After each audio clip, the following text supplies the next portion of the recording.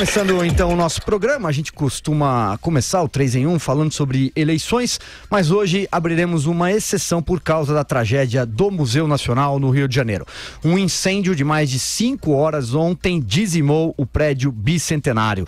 A direção ainda calcula a extensão das perdas de um acervo com mais de 20 milhões de peças e tinha muita coisa importante lá. O crânio humano mais antigo das Américas, a maior coleção latino-americana de múmias, relíquias de civilizações extintas e até fósseis de dinossauros.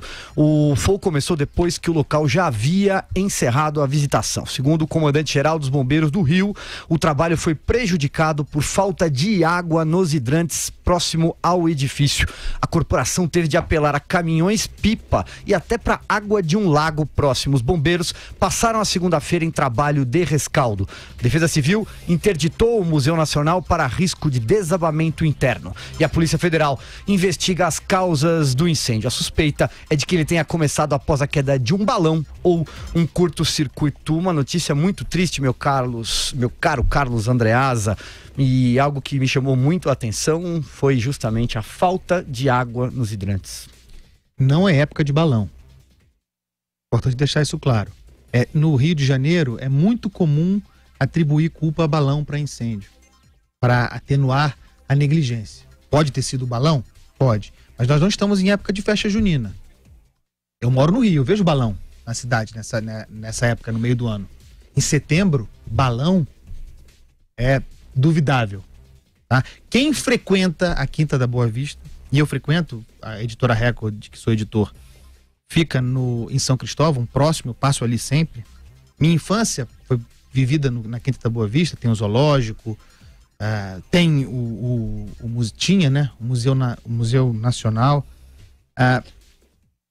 A tragédia é de negligência. Quem vai lá ver fio desencapado?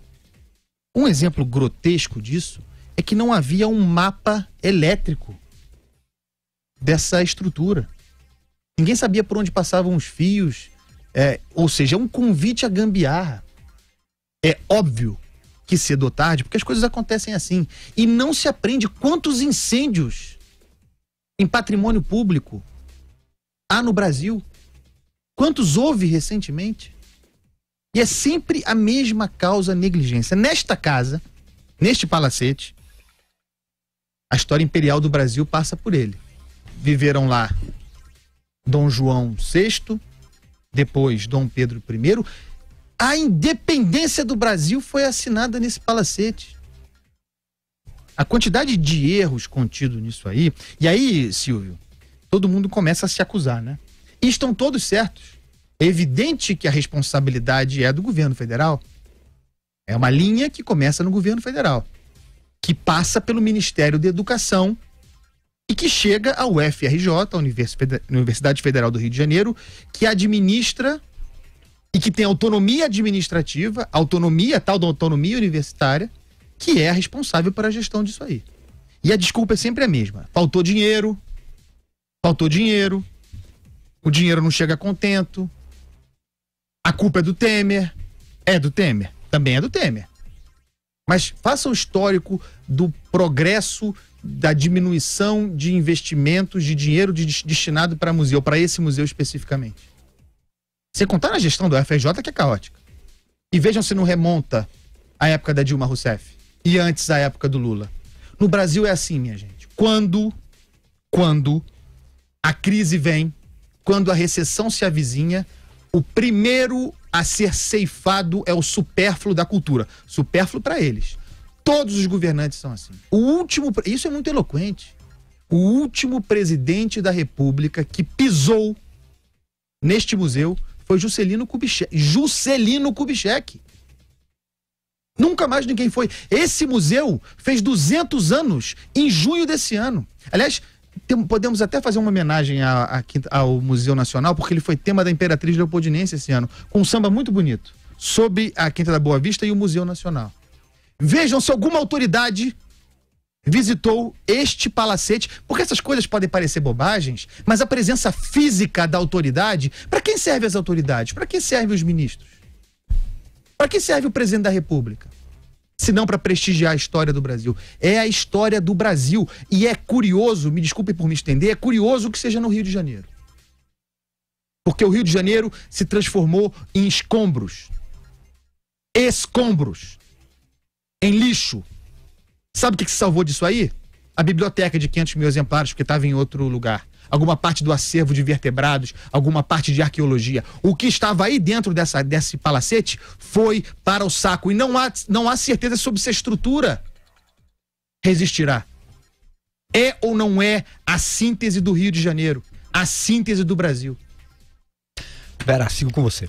Síntese do Rio de Janeiro, síntese do Brasil e um conchavo de várias instâncias para que se chegasse a esse ponto, né? O Andreasa falou bem, o governo federal primeiro responsável, afinal de contas a universidade é federal, o museu está vinculado à universidade, os orçamentos eram minguantes ao longo dos anos, mas ele chegou a ficar fechado na época da Dilma Rousseff e agora vinha enfrentando orçamentos decrescentes. A UFRJ é um caos total. Ano passado, o prédio da reitoria, ou há 2 anos, se não me engano, pegou fogo também, teve ali a sua estrutura atingida. A universidade mal tem dinheiro para pagar os seus professores e cumprir os seus gastos obrigatórios. O museu devia ser ali a última das suas prioridades. Recebeu menos de 500 mil reais, cerca de 300 mil nos últimos 2 anos, porque a verba era de 500, mas não se chegava a pagar a última parcela, então ficava em torno de 300 mil. Isso é menos do que ganha um juiz por ano. Não são coisas comparáveis, mas mostra o tamanho do buraco ali. No bicentenário do museu este ano, o diretor fez um convite a que as pessoas visitassem, a que as empresas ajudassem, e aí a gente tem também um traço cultural brasileiro, né? Brasileiro gosta muito de ir a museu no exterior, se gaba de visitar o Louvre, o Museu de História Natural, que é um museu ali correlato a esse, com o mesmo tipo de acervo, ou o Museu o Metropolitan em Nova York, que também tem múmias, etc., como tinha aqui, mas nem sabe, muitas vezes, que tem uma riqueza cultural desse tipo, um acervo semelhante logo ali, no Rio de Janeiro, muito mais barato, de muito mais fácil visitação. O ano passado, houve menos de 200 mil visitantes nesse museu, no Museu Nacional, no ano inteiro. E o número de brasileiros no Louvre foi de quase 300 mil. Então isso mostra o descompasso que existe também no Brasil, um certo... a gente nem sabe o que tem aqui, não sabe o tipo de museu. Eu fui a esse museu uma vez quando criança, com meu avô, passando férias, e nunca mais. Estou no Rio de Janeiro toda hora, pergunta, eu levei meus filhos lá alguma vez? Não levei. Deveria ter levado? Certamente deveria ter levado. Tinha ali um monte de coleções importantíssimas em várias ciências, mas não, a gente prefere viajar para o exterior. Então tem um conjunto aí de coisas que nos colocam numa situação muito vexatória como país, né? Como nação, diante do exterior, diante de nós mesmos, diante de um governo que nem pode mais ser cobrado porque já está no fim de feira ali, não tem nada a oferecer, não tem nada a dizer. Então é a tragédia de Mariana da área cultural, equivale em proporções, em significado a isso. A gente está diante da nossa tragédia de Mariana cultural. Marcelo Madureira, sigo com você, e quem nos acompanha pelo YouTube pode observar tristes imagens do incêndio também. Pois é, Silvio, a perda do Museu Nacional, da Quinta Boa Vista, perde o Rio, perde o Brasil, perde o mundo. Ali tinham coleções na área de entomologia, egiptologia, enfim, de minerais, coisas que você nunca vai conseguir repor, nunca. Isso só mostra que na nossa sociedade, infelizmente, a ciência, a educação, a cultura não é um valor. Não é um valor. É preciso que o prédio, né, fosse consumido pelas chamas, em transmissão ao vivo, para o mundo inteiro. De certa forma, não deixa de ser um símbolo de como está o nosso país hoje, de como está a cidade do Rio de Janeiro hoje. E é muito sintomático também como as autoridades, todas elas, se colocam como aquela pichação que tem no Rio de Janeiro, né? O não fui eu. Quando eu cheguei já estava assim. A Vera mostrou muito bem, né? O Museu Nacional, um museu de 200 anos, que só o prédio simboliza tanto da nossa história, né? Recebia por ano menos que um juiz federal. Então, isso para mim resume tudo. E o que vai ficar são esses escombros, né? Quantos anos, quantas gerações vão demorar para que a gente possa reconstruir aquilo que foi, né, o prédio do Museu Nacional? Porque, esquece, o acervo está perdido, jamais será recomposto, né? Mas é aquela história, são escombros e que vão ficar lá, né, a sol, estufa, é tudo muito desalentador, né? E as nossas autoridades deveriam ter vergonha. Eu até agora não vi nenhuma declaração do reitor da UFRJ, né, que, afinal, é um bem da União, estava próprio da União, custodiado a UFRJ. A UFRJ era obrigada a zelar, né, pela integridade. Ao mesmo tempo que você vê o BNDES concedeu tantos empréstimos, tantos recursos para um montão no estrangeiro e demora séculos para aprovar um empréstimo de 20 milhões que acabou, não chegou nunca, o museu queimou, acabou, já era. É um dia triste, é um dia que a gente se envergonha de ser brasileiro. O mundo olha para a gente constrangido, né? Olha para a gente assim, esses caras realmente são os panacas, e somos mesmo.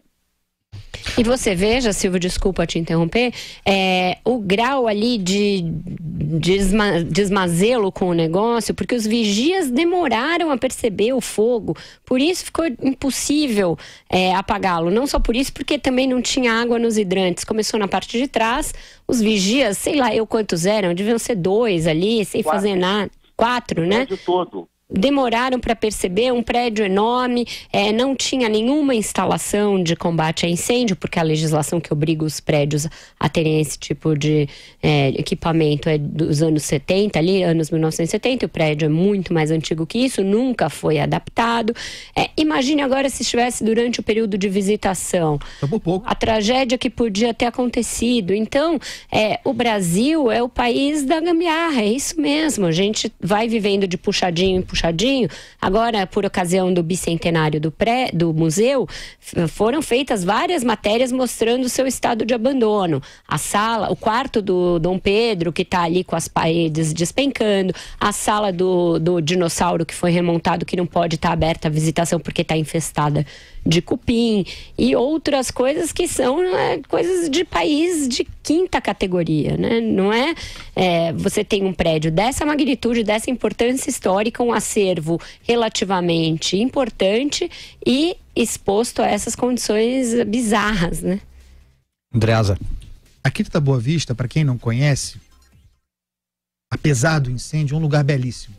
Quem estiver no Rio vale a pena conhecer. Não é um lugar, embora o Rio seja por inteiro perigoso, não é um lugar de difícil acesso, não é exatamente um lugar hostil. Durante o dia é uma beleza. Tem o zoológico, tem o lago de onde se retirou a água, é um lugar bonito de se conhecer e um lugar central. A história do Rio passa por esse bairro, é o bairro Imperial, o bairro de São Cristóvão, ali perto. Em condições tão precárias quanto, tem, por exemplo, a casa da Marquesa de Santos, a notável amante de Dom Pedro I que viveu nesse palacete. Quantas histórias da nossa história, cuspidas, varridas, lambidas no fogo. Aí, onde fica esse palacete, a 1 quilômetro, talvez menos, à sua direita, fica o Maracanã. Aos fundos, o Morro da Mangueira, Tuiuti um pouco mais ali. Um pouco mais à esquerda, o Clube de Regatas Vasco da Gama. É a história do Rio de Janeiro, a cultura do Rio de Janeiro. Um bairro importantíssimo, imundo, largado. Eu trabalho lá. Lixo por todo lado.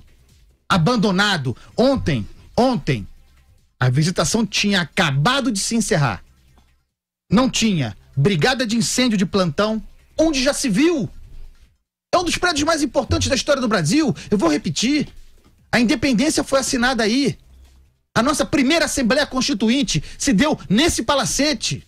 Não tinha brigada de incêndio, não tinha um eletricista de plantão, não tinha água na porra do hidrante, não tinha vergonha. O reitor, que tá botando a culpa no governo Temer, evidentemente, é filiado ao PSOL. Veja quem foi o primeiro a fazer política barata nas redes sociais, se não foi o senhor Guilherme Boulos, candidato do PSOL. Levou uma sapatada do Marcelo Taz muito bem dada. Veja, querem ver os canalhas? Vejam as pessoas que reagem tentando capitalizar politicamente uma tragédia como esse, em ano eleitoral. E vejam se não são corresponsáveis, se não são aliados ou mesmo dos partidos que comandaram o Brasil nesses anos de buraco sem precedente. Só, Andreasa. Madureira, você quer falar? Não, é só um detalhe, o que o Andreasa falou, o Jardim Zoológico também, por acaso, está fechado numa reforma que não acaba nunca. Tentaram privatizar, mas aí as forças políticas, né, provavelmente da esquerda, impediram a privatização e o zoológico está inoperante também. Né? Os animais, coitados, e sei lá como é que estão passando, porque agora nem visitação tem. Eu tinha que levar meus netos lá, está em reforma. A gente tem que discutir também se um museu dessa magnitude tem de estar subordinado ao FRJ, né? Provavelmente vamos chegar à conclusão que não. A universidade já está totalmente encalacrada, estrangulada, não tem nem como gerir ali a sua produção científica, acadêmica. Deveria ser passado para uma fundação e gerido com recursos de filantropia, de doações de empresas. Tem vários mecanismos muito mais modernos e muito mais em linha com o que acontece no resto do mundo para museus desse tamanho, que poderiam ser usados não só nesse museu, mas em outros. Mas essa discussão cultural é a 5ª, 6ª, 7ª colocada. Mesmo na eleição, o que a gente sabe da proposta cultural dos candidatos? A gente sabe as platitudes. Não vai mais ser Lei Rouanet para esse, para aquele, mas ninguém detalha, ninguém vai ali esmiuçando, ninguém põe isso como uma prioridade, né? Fazendo uma ponte aqui com as eleições, o levantamento da agência Lupa mostrou que apenas 2 programas de governo protocolados na Justiça Eleitoral trazem proposta específica relacionada a museus, da Marina Silva e do PT. Os outros 7 trazem propostas para a cultura, sem falar em museus. E 4 presidenciáveis não trazem nenhuma proposta para a cultura. Cabo Daciolo, Henrique Meirelles, Vera Lúcia e Jair Bolsonaro. Começa com você, Madu. Pois isso eu estava falando, a cultura, a ciência, isso não é um valor, né, na nossa sociedade. Eu sempre falo o seguinte: se tem um lugar onde precisa realmente atenção do dinheiro público, são esses tipos de o museu, orquestras sinfônicas, patrimônio histórico e artístico, são atividades, o folclore. São atividades que são muito difíceis de ser economicamente autossustentáveis. Elas realmente precisam do dinheiro público. Ao contrário de projetos de show business. Né? Você vê aí a Lei Rouanet facilitando a vida de produções musicais e tal. Nada contra isso, mas isso são projetos de show business, que são lucrativos. E aí, para museu, que realmente precisa, orquestra sinfônica, ou mesmo o teatro de repertório, que é o teatro que educa as plateias, né, para representar os clássicos e tal, isso você não tem recurso para isso. Da mesma maneira que no Brasil, a nossa sociedade não pratica o endowment, né, a coisa das grandes empresas, das grandes fortunas, doarem para a sociedade, devolverem à sociedade aquilo que a sociedade deu para eles através da prosperidade, da riqueza, e tem tanto nos Estados Unidos, né? Não só nas próprias universidades, alas de museus propriamente ditos, né?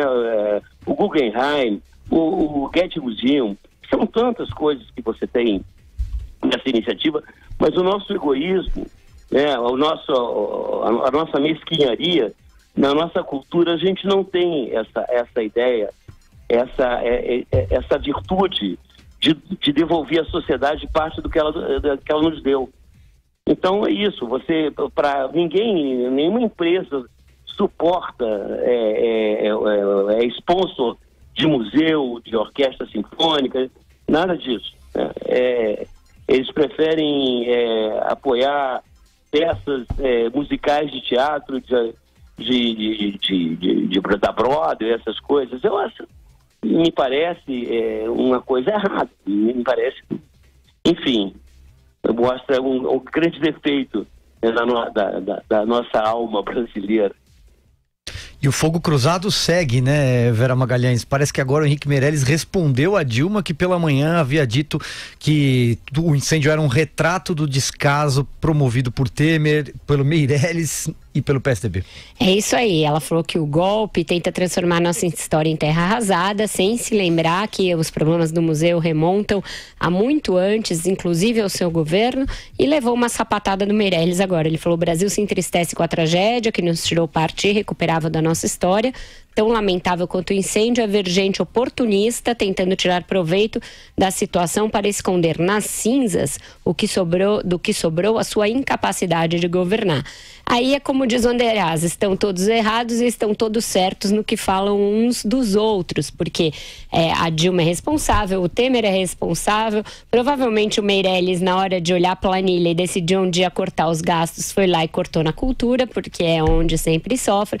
O Marcelo Calero, que foi outro que surfou na onda também, provavelmente não fez nada para mudar essa situação no pouco tempo em que foi ministro. Então aí é aquela coisa, um tentando empurrar para o outro e o espetáculo que se vê quase tão feio quanto o prédio sendo lambido pelo fogo, Silvio. Você quer complementar, Andreasa? O Brasil tem... eu quero ser bastante claro sobre isso. O Brasil tem poucos museus de grande relevância. Mas tem muitos museus, inclusive museus novos, sem acervo. Esse era um museu antigo, belíssimo, num lugar extraordinário, com um acervo incalculável. Não é porque é museu que é viável, mas há museus viáveis e que podem ser explorados pela iniciativa privada. O Museu Nacional era um bom exemplo disso. Acabou o Museu Nacional, tá, pessoal? Já era o Museu Nacional. Mas era um bom exemplo. Poderia ser um museu público, como tem que ser a cultura, pública, aberta, com preços competitivos, acessível às pessoas, com gratuidade para as crianças, com gratuidade para idoso, mas gerido por uma fundação, gerido pela iniciativa privada, como é no mundo inteiro os grandes museus. É uma questão de viabilidade. É hora de discutir também o tamanho do Estado. Não é uma discussão oportunista. Eu estou dizendo que os museus têm que ser públicos. Mesmo porque falamos disso aqui sempre, né? O museu tem que ser público, mas ele pode sim ter uma gestão inteligente, de ordem privada. E aí, o Meirelles está muito certo na resposta de Dilma Rousseff, das maiores oportunistas, responsável por essa tragédia. Aí, ele está certo, mas ele podia, Meirelles, fica uma provocação, em vez de gastar essa fortuna nessa campanha irrelevante, criar uma ala no museu, botar ala Henrique Meirelles e financiar a manutenção de uma ala de uma grande biblioteca. Olha aí, a biblioteca do Museu Nacional, Henrique Meirelles, se salvou. O senhor, felizmente, é um homem rico, derivado do seu trabalho, tenho grande admiração por isso. Por que o senhor não procura a Ministério da Educação, responsável por esse acervo, e oferece para cuidar, para bancar? Cria uma fundação no seu nome, vai lhe dar prazer. Crie uma fundação e proteja os 500 mil livros da biblioteca do Museu Nacional, que por sorte estavam em outro prédio. É uma provocação, mas eu falo sério. Madureira, pra gente fechar esse bloco antes dos comerciais, eu passo a bola pra você. É o fim da picada. Dilma Rousseff aparecer uma hora dessas, né? Não, essa ideia de tirar casquinha, né, isso é de uma vilania, é de uma baixeza que realmente eu não consigo entender. Só da empáfia, né, da ousadia da Dilma Rousseff ser candidata a senadora da República, né, já é uma excrescência. E esse tipo de campanha que ela faz, esse tipo de raciocínio que ela apresenta, cara, isso é uma chincalha. Esses caras estão de brincadeira, realmente.